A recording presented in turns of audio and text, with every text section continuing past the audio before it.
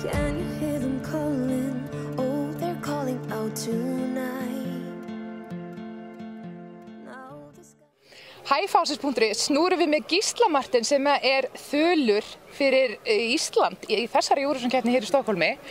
Og Gísli Martin, hann var þulur 1999 til 2001, tók sér pásu 2002 og byrjaði síðan aftur 2003 og var til 2005. Og við ætlum að spyrja fyrst hvernig að koma aftur í þriðja skipti sem þulur. Það rosa gaman.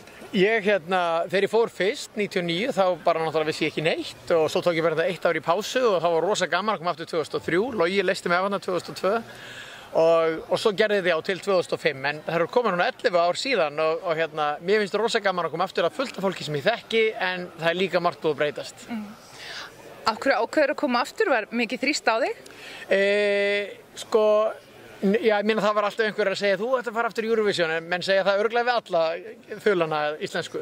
En mér fannst þetta rosalega gaman og ég held að dagskrárstjóri sjónvarpsins hafi bara viljað rótera aðeins.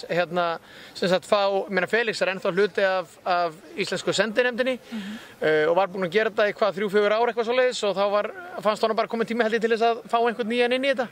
Og fyrst að ég var byrjaður aftur að vinna á sjónvarpinu þá hefur honum örugglega þótt kjörið að sækja í svona einhvern sem hafa búinn að taka sér nógu langa pásu. Já. Nú var kosning meðal Fásis-liða í vetur besta íslenska þulinn og þú sigraðir þá kosningu. Hafði það eitthvað svona áhrif að þetta kitlaði eins meira?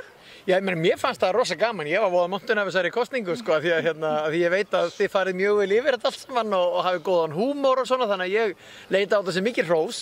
En ég meina þetta hafði engin áhrif á mig þannig, en kannski hefur þetta ítt dagskrárstjóranum út í það að senda mig aftur út. Ég hef ekki hugmynd um það, en ég var allavega mjög glaður. Hvernig undirbúningi þula háttað hér fyrir þessu stóru keppni?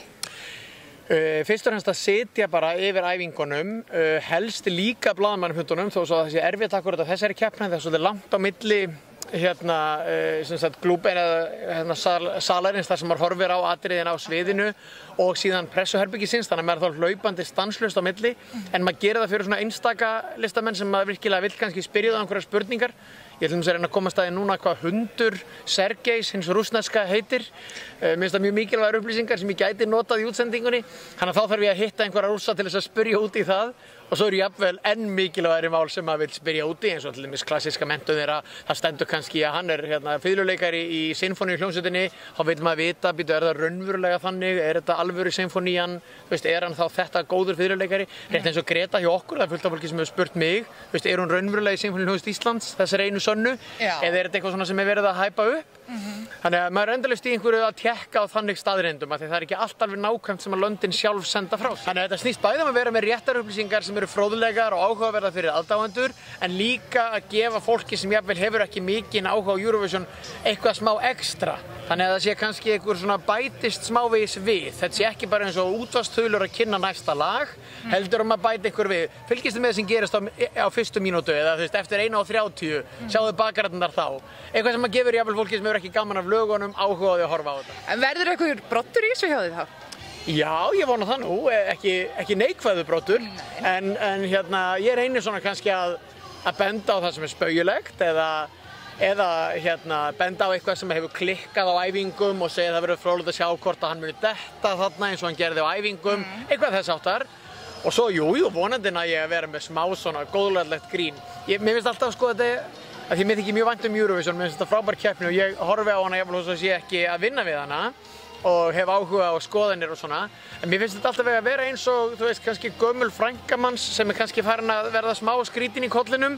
Manni þykir alveg að vænt um hana, en það má alveg gera smá grín líka. Þannig að það er aðeins þannig sem ég nálgast þetta. Er búið að mana þig til þess að segja eitthvað tiltekin orð í beinni útsendinga, því nú veitum við að þú átt mjög marga skemmtilega vini. Já, sko, þegar ég byrjaði 99, þá byrjaði þessi leikur, ef svo má segja, að ég ætti að koma inn. Við vorum þá svona í 14 manna vinahópi.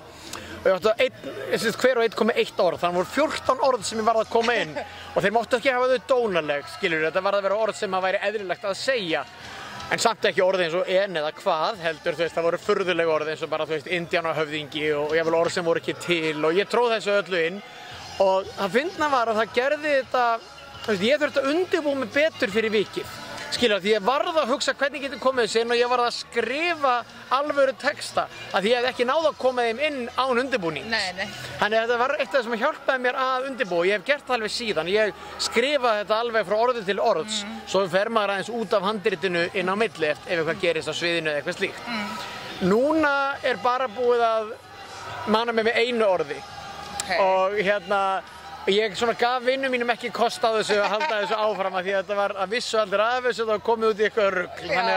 Þannig að það verður ekkert svolítið núna. Það er eitt orð sem ég þarf fyrir persónulegra hlutasakir að koma inn í útsendinguna. Já, við hlökkum til að heyra eftir keppnina hvað orð það var. Því ég held að þú gefur okkur ekkert upp fyrir þá er það komið á hreint. Takk kærlega fyrir komuna, Gísli. Gaman að koma til ykkur. Takk fyrir þessi flottu samtöl sem hafa hjálpað mér og öllum Eurovision aðdáendum mikið. Það er gott að heyra það. Gott. Takk.